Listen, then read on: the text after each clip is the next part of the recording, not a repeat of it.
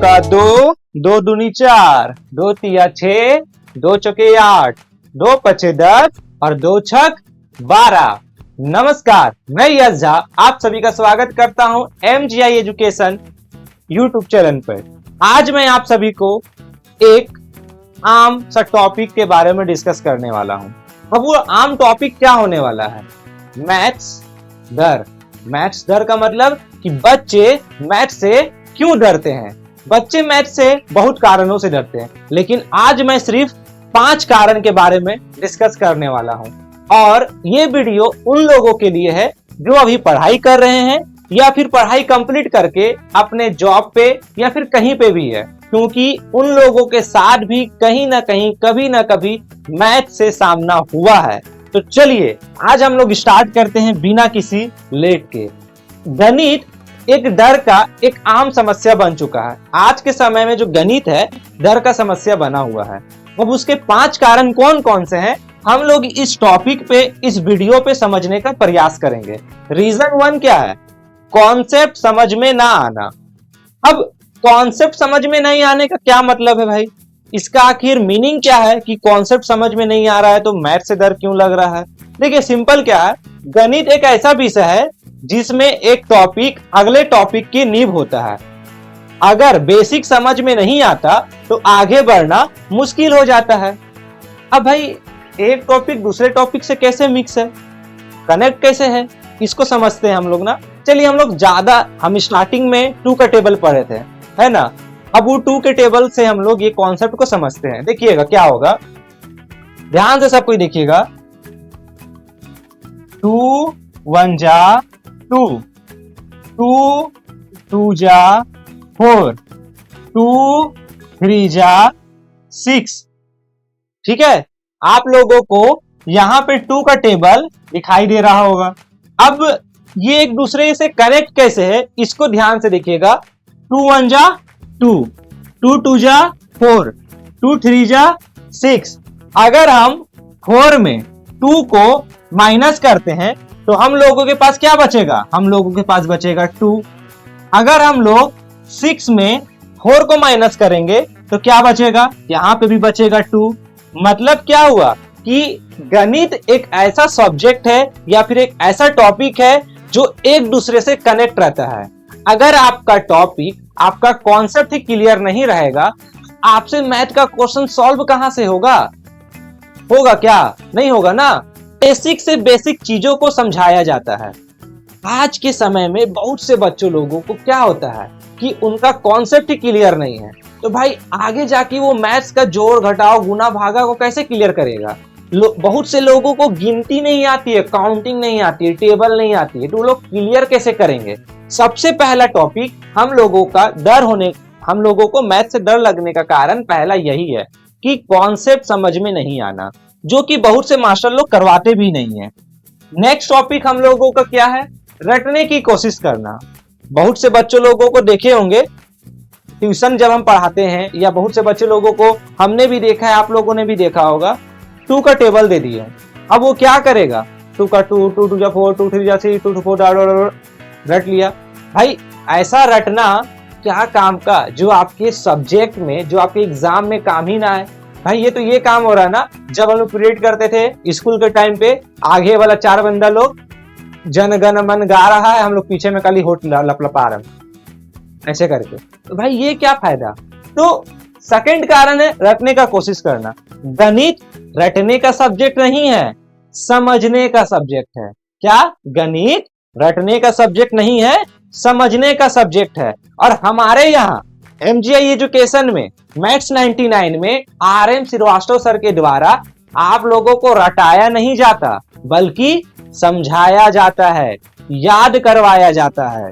ठीक है, अब देखिए इसमें कुछ हमने पॉइंट लिखे हैं, उसको समझते हैं। गणित को रटने से काम नहीं चलता, यहाँ समझने का विषय है। लेकिन जब छात्र इसे रटने लगते हैं तो सवाल हल नहीं होते और डर बढ़ जाता है। हम लोग 2 का टेबल को रट लिए। रटने का मतलब क्या? एक ही बार उसको पढ़ लिए। जब एग्जाम के टाइम पे या फिर हम लोगों को जब कोई सर पूछते हैं तो डर के कारण वो टेबल हम लोग भूल जाते हैं। क्यों? क्योंकि हम लोगों ने उसे रटा है। लेकिन अगर उसको समझने का प्रयास करें, समझने का प्रयास क्या, 2 1 जा 2, 2 2 जा 4। भाई ये समझेगा कैसे बच्चा यहाँ पे? तो इसमें डिफरेंस कितना है? इसमें डिफरेंस है 2 का। मतलब हम जितना भी टेबल आगे बढ़ाते जाएंगे सब में 2 का डिफरेंस, यानी कि 2 को ऐड करते चले जाएंगे। जब 2 को ऐड करते चले जाएंगे तो एंड ऑफ एंड हम लोगों को इसका रिजल्ट मिलते चला जाएगा। यही तो है गणित, कॉन्सेप्ट को समझना, जो कि हमारे यहाँ पूरा इसी तरीके से बच्चों को समझाया जाता है। हम लोगों का सेकंड पॉइंट क्लियर।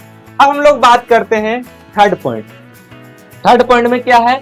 सवालों की संख्या और जटिलता। सवालों की संख्या और जटिलता का मतलब क्या है? देखिए, कई बार हम लोग ऐसा ऐसा सवाल को देख लेते हैं जो हम लोगों को कंफ्यूज हो जाता है। अब अगर हम बोले आप लोगों को कि अच्छा बच्चों बताओ कि हमको जोड़ घटाव कुछ भी करके हमको एक आंसर देना है, क्या आंसर होना चाहिए? वो आंसर 4 होना चाहिए।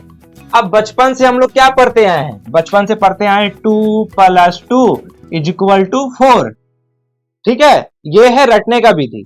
अब समझने का विधि क्या होगा? अगर कोई बच्चा इसको रटा होगा ना तो क्या होगा कि उसको सिर्फ समझ में आएगा कि 2 2 जा 4 ही होता है, यानी कि 2 और 2 को प्लस कर देंगे तो 4 आएगा। लेकिन अगर आप अच्छा से उसको समझे होंगे तो मेरा सवाल को ध्यान से सुने होंगे, क्या बोले? हमको आंसर में सिर्फ क्या चाहिए? 4 चाहिए। तो भाई 2 + 2 4 होगा, 2 × 2 4 होगा, 0 + 4 भी 4 होगा। ठीक है, 4 - 0 सॉरी 4 -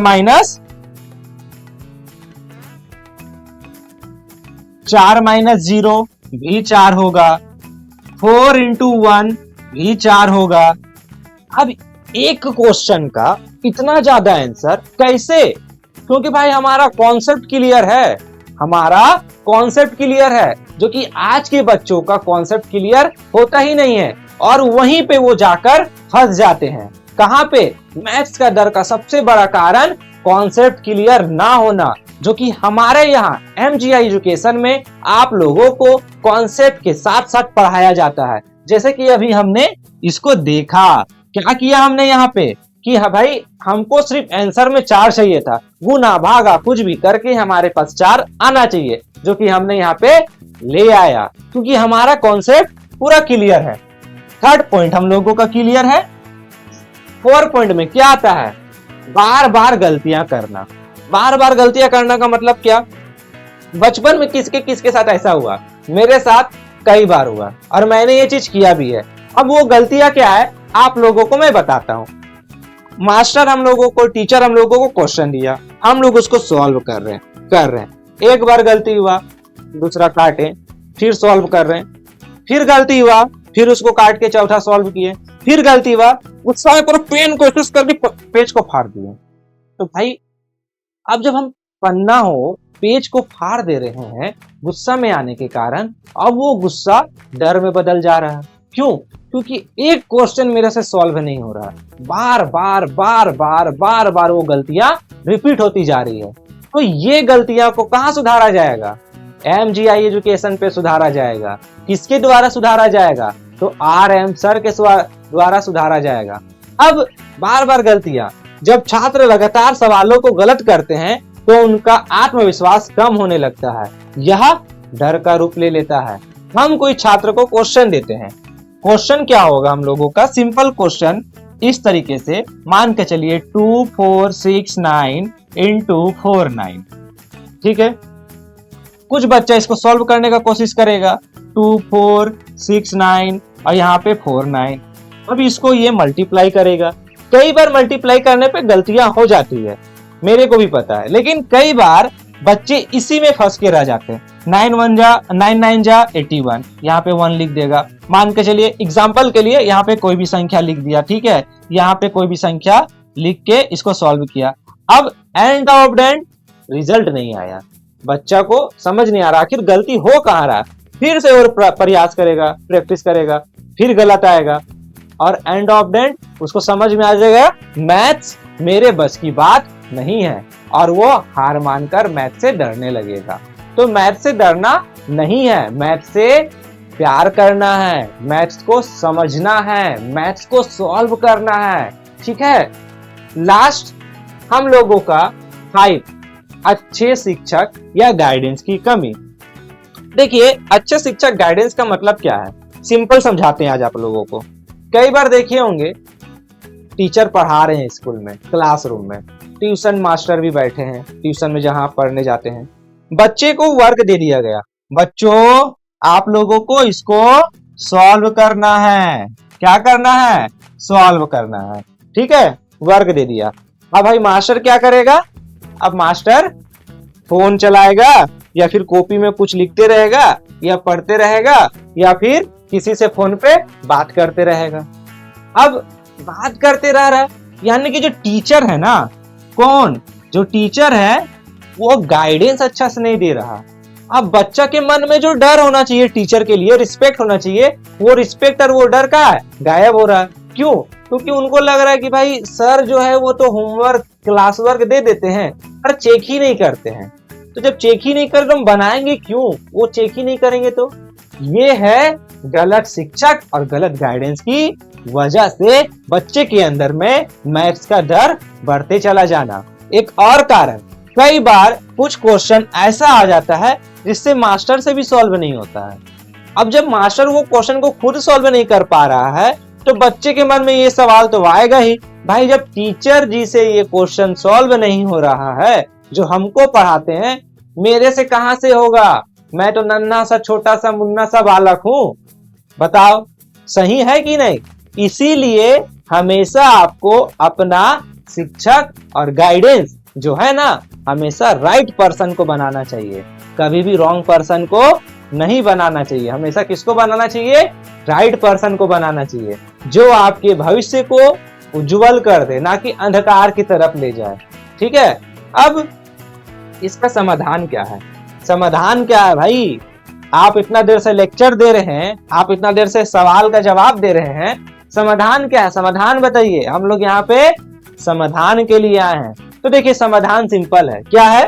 कॉन्सेप्ट को शुरू से समझना, कॉन्सेप्ट को शुरू से समझना। अगर आप कहीं पे भी पढ़ने के लिए जा रहे हैं, ठीक है, तो आप उनको खुलकर बताइए कि हमको गणित एकदम नहीं आता, ना तो हमको मल्टीप्लाई आता है, ना तो हमको सब्ट्रैक्शन आता है, ना एडिशन आता, ना डिवाइड आता, हमको 2 का टेबल भी नहीं आता। सच बोल दीजिए। क्या बोलना है? सच बोल दीजिए। ये मत सोचिए कि सामने वाला क्या सोचेगा। आपको अपने अंदर इंप्रूव करना है, मैथ्स को अच्छा से समझना है। तो मैथ्स से अगर डर लगता है, मैथ्स समझ में नहीं आता है, तो टीचर को सच बताइए। ठीक है। सेकंड है, डर को अवसर में बदलें। डर को अवसर में बदलने का मतलब क्या? जब आपसे कोई क्वेश्चन सॉल्व नहीं हो रहा है ना, तो वहां पैनिक नहीं होना है, वहां पे घबराना नहीं है, गुस्सा नहीं करना है। वहां पे क्या करना? शांत होना है, थोड़ा रिलैक्स करना है और उसका सवाल का जवाब खोजना है और खुद से ये सवाल करना है कि एक ऐसा सवाल जो मुझसे सॉल्व नहीं हो रहा, क्या ये सही है? तो आपके अंदर से आ जाएगा नहीं, तुम ये सवाल का जवाब को ढूंढ सकते हो और इसे सॉल्व भी कर सकते हो।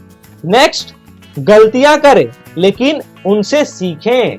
गलतियां करें लेकिन उनसे सीखें। जैसे कि मैंने अपने लाइफ में कई लोगों को ऐसा देखा है कि दूसरा को ज्ञान तो दे देंगे अच्छे से, दूसरा को प्रवचन देने में आ गए हैं कि भाई मुझे ये सारा चीज आता है, मुझे इतना अच्छा से पता है, तुमको कुछ नहीं आता। और सामने वाला पर्सन अगर जवाब नहीं दे रहा है ना, तो समझ जाना चाहिए कि तुम्हारे पास से ज्यादा ज्ञान उस सामने वाले पर्सन के अंदर में है। किसके अंदर में? उस सामने वाले पर्सन के अंदर में। क्यों? क्योंकि वो बिना मतलब के सामने वाले को ज्ञान नहीं दे रहा है, बिना मतलब को उसको नहीं बोल रहा कि हमको इतना इतना आता है। जिसके अंदर में ज्ञान रहेगा ना, वो शांति रहेगा। ठीक है। जिसके अंदर में ज्ञान रहेगा वो शांति रहेगा। इंग्लिश में एक मुहावरे है, ठीक है, प्रोवर्ब्स है, उसका a little knowledge are dangerous things, मतलब कि आधा ज्ञान संकट के समान। और आज के लोगों के अंदर में यही होता है क्या कि गलतियां करते हैं लेकिन उससे सीखते नहीं है। लेकिन आपको क्या करना है? गलतियां करिए, कोई दिक्कत नहीं, क्योंकि इंसान से ही गलतियां होती है, लेकिन उसे समझने का और सीखने का प्रयास करें। सही गाइडेंस ले, जैसे मैथ्स 99 से। अब आपको अगर मैथ्स को अच्छा से समझना है तो आपको सही गाइडेंस की जरूरत है। और सही गाइडेंस कहाँ मिलेगा? आपको सही गाइडेंस मिलेगा मैथ्स 99 में, जहां पे आप लोगों को live classes, 1-to-1 classes, doubt section हर चीज के लिए प्रोवाइड किया जाता है। और यहाँ पे 15+ ईयर्स एक्सपीरियंस टीचर के साथ आप लोगों को पढ़ाया जाता है। कोई भी सवाल का जवाब हो आप face to face live classes में पूछ सकते हैं। तो अगर आप लोग भी मैथ्स के डर को भगाना चाहते हैं, मैथ्स के डर को दूर करना चाहते हैं, तो आज ही हमारे दिए गए नंबर पे कांटेक्ट करें और हमें कमेंट करें, मैसेज करें, ताकि हम लोग आपके साथ जुड़ सके, आप हम लोगों के साथ जुड़ सके और क्लासेस को आगे बढ़ा सके। अब जब सारा चीज खत्म हो जाएगा तो अब मैथ्स से डर नहीं, प्यार होगा। जब आप मैथ्स 99 में जुड़िएगा ना, तब मैथ्स से डर नहीं, आपको मैथ्स से प्यार होगा। भाई हम लोगों का ऑनलाइन क्लासेस में ज्वाइन करिए, अपने बच्चों को, अपने फ्रेंड को, अपने रिलेटिव्स को, जो भी है आप उनको इस ऑनलाइन क्लासेस में ज्वाइन करवाइए और मैथ्स के कॉन्सेप्ट को क्लियर करवाइए, ताकि वो आगे जाके मैथ्स में फंसे ना और आगे सीनियर क्लासेस में उनको कोई परेशानी ना हो। तो थैंक यू। मैं यश झा आप सभी का धन्यवाद करता हूं जो आप लोगों ने इतना टाइम मुझे देखने का दिया। Thank you.